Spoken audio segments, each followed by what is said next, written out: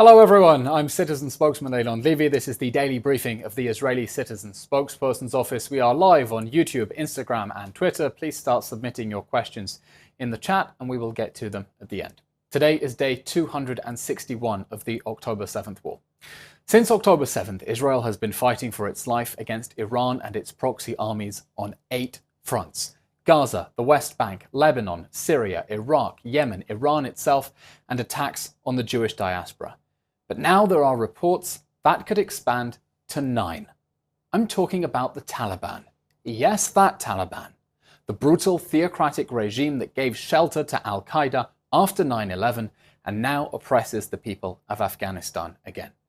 Because the Islamic Republic of Iran is trying to recruit the Taliban, the government of the Islamic Emirate of Afghanistan, to attack Israel. Iran is working to get the Taliban that helped bin Laden plot 9/11 to partner with the Hamas regime that perpetrated 7/11. Last week, Iran's foreign minister urged the Taliban's foreign minister to take joint action against Israel and join its plot to destroy the Jewish state. This comes after Iran hosted talks between the Taliban and Hamas. And Iranian sources say the Taliban is ready to send troops to fight Israel. What does Afghanistan have to do with Israel? What do Yemen and all these other arenas have to do with Israel? Iran is building a coalition to destroy Israel as the regime in Tehran races towards getting nuclear weapons.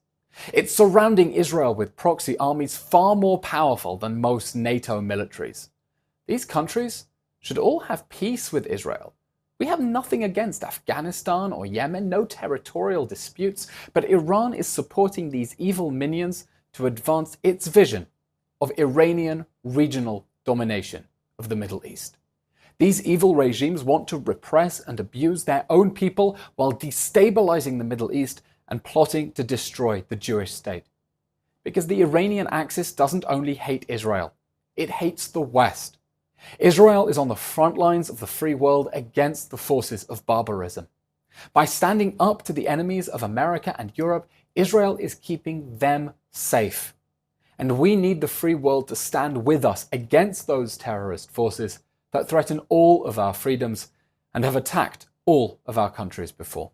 Israel is fighting for humanity on the front lines of humanity, and it's time for humanity to stand with Israel. We'll take questions from the audience watching live on the various social media platforms. A reminder, you can submit on YouTube, Instagram, Twitter, all the other platforms. Yes. This question coming in from our TikTok comments from Wave27129. Who do you think should rule Gaza after the war? Gaza needs to be run by Palestinians who are committed to turning a new leaf, who realize that terrorism is a dead end that will only bring their people disaster and ruin. We need Palestinian leaders in Gaza who are brave enough to stand up to their people and say that Hamas's strategy of turning Gaza into one big launchpad for attacks against Israel was a terrible mistake, who are ready to abandon the dream of destroying Israel from the river to the sea and start building Gaza as a permanent home for its people. Now, Israel is not going to govern Gaza after this war. We don't want to. No one wants us to. Hamas is not going to govern Gaza after this war. That would be a recipe for the next 10/7 massacre and the next war. But at the same time, the Palestinian Authority is not fit for purpose either. The Palestinian Authority that runs parts of the West Bank isn't able to impose order in Jenin, let alone impose order in Gaza.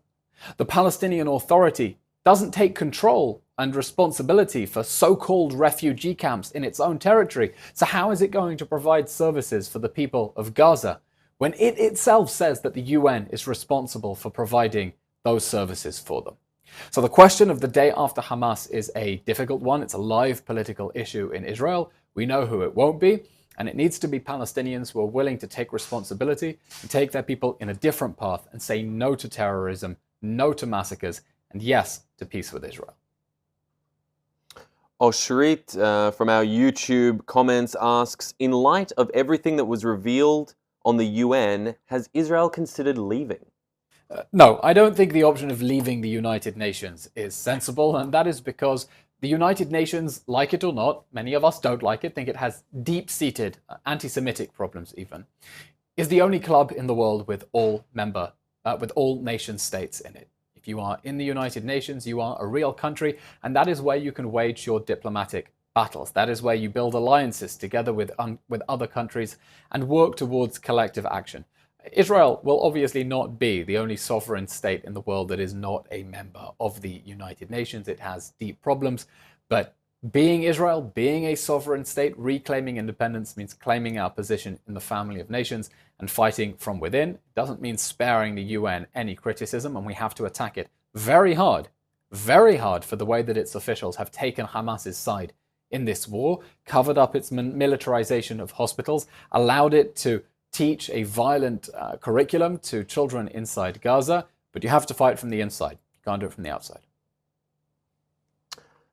Benji Lewis asks on our Instagram feed, is it safe to visit Israel this summer despite the Hezbollah threat?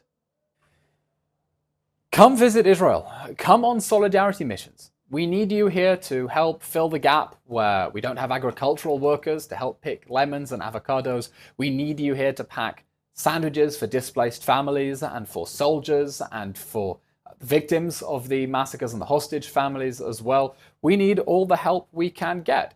Now, day to day in Israel, I can say I have an amazing sense of personal security. And I know many women as well feel perfectly safe walking around central Tel Aviv, middle of the night, far more than they would in parts of London or New York or Paris. But that doesn't get around the fact that, yes, we are in a war zone. We are being attacked on multiple fronts. The war that Hezbollah has already been waging against us since October 8th can escalate. It can escalate at any moment. At any moment, we can have a rocket sirens. That's part of the name of the game, being in this conflict zone. But I don't think that should tell people, do not come to Israel. Come, but exercise caution and know that if there is a rocket alert, you have, depending on where you are, up to 1.5 minutes to run for shelter. But just because we're being attacked, it doesn't mean you hide and run away. Come to Israel. The beaches are packed on weekends. People are living their lives. That's what it means to be Israeli. We don't hide. We don't cower. We live our lives to the full. When we have to fight for our lives, we fight. This question coming from our very own citizen spokesperson, Ashley Waxman Bakshi, who writes, why does it feel like the whole world doesn't see what we see? Why has the UN become so biased?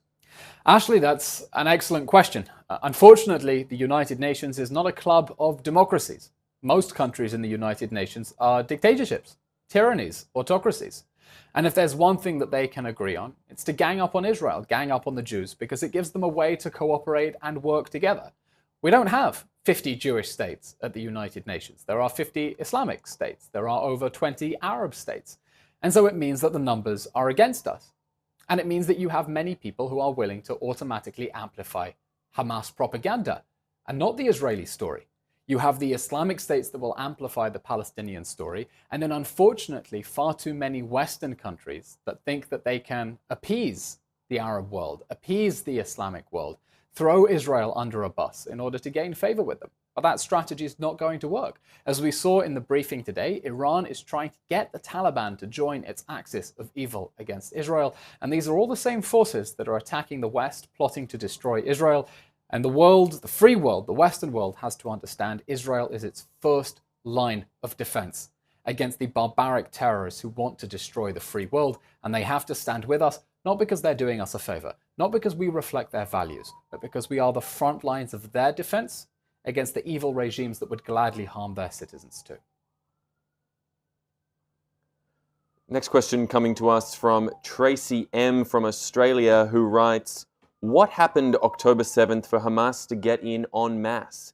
How did the defense system fail so badly? Did anyone get sacked? That's an excellent question, Tracy, and it's a question that everyone in Israel has been asking since October 7th and will have to be answered by a commission of inquiry at the end of this war.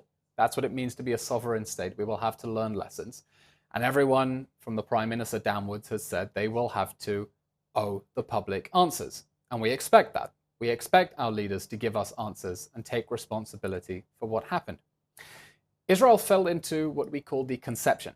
We believed that Hamas was deterred. We knew that they were evil, anti-Semitic bastards who want to wage war against Israel, but we thought that we had convinced them that they would have to be crazy to attack Israel. And you know what? It turns out we were right. They did have to be crazy. They are crazy. Hamas is led by psychopaths. Hamas is led by pyromaniacs who are willing to make as many human sacrifices as necessary inside Gaza to advance their goal of destroying Israel. We thought we had defenses that would give us an early warning if they tried to approach the border fence. We didn't expect them to breach it at 30 different points. We didn't expect them to invade with 3,000 terrorists. We definitely didn't expect, let's talk about the elephant in the room, thousands of civilian reinforcements who joined the Nukhba fighters to engage in the acts of looting and raping and murdering and mass pillaging inside Israel. And the lesson that Israelis are going to take forward from October 7th is do not underestimate your enemies. That's the lesson of Jewish history. When evil people say they want to kill the Jews, you take them seriously. Do not belittle them. Do not underestimate them. Take them very seriously, because there are some very, very talented people in our enemy ranks. The tragedy is they try to use those talents for the purposes of evil, to try to destroy our country. But the lesson that Israelis will learn is don't underestimate your enemies, don't overestimate your defenses, remain vigilant, and know that when your back is against the wall, ultimately, you will have only yourselves to rely on. And our last question today coming from Pete from YouTube, who writes, why does Israel not produce their own weapons that they need from the USA? Surely Israel has the capacity. Israel does have a booming defense industry. In fact, for the third year in a row, we saw Israel's defense exports breaking all records. I saw recently the Canadians said that they would bar defense sales to Israel. Well, they have more to be worried from the other direction, because Israel sells much more in defense equipment to Canada. Israel has learned that the hard way. When the Iron Dome system was under discussion, it didn't exist. It sounded like science fiction, the idea that you could blow a rocket out of the sky using another rocket. And Israel has had to innovate with defense technology that is keeping the rest of the world safe. But Israel doesn't have the ability to create en masse in such a small country all of the weapons we need. Think of the cutting-edge weapons we need, like the F-35 fighter jet. Only a superpower the size of the United States can produce that, and that's why it's important that we have strong relations with the US. But definitely, the tensions of recent weeks will be making many Israelis ask, in anticipation of the next war, assuming our enemies aren't going to leave us alone, even though all we want is peace, Israel will have to step up its own domestic production to secure our strategic independence in future rounds so that we can stand up even if our allies have strategic disagreements with us. But those are things you have to plan for at least a decade in advance. You can't change them overnight. Okay, and that's all we have time for today. Thank you very much. As always, please follow us at 3 o'clock Israel time, 8 a.m. Eastern, the briefings of the Daily Citizen spokesperson's office. We hope this is useful for you, knowing the information and the arguments you need to go out and fight for Israel and the Jewish people. Please send this along to at least one friend. Get them to follow us on all the social media platforms we're in. Please keep safe. Please keep fighting. Thank you.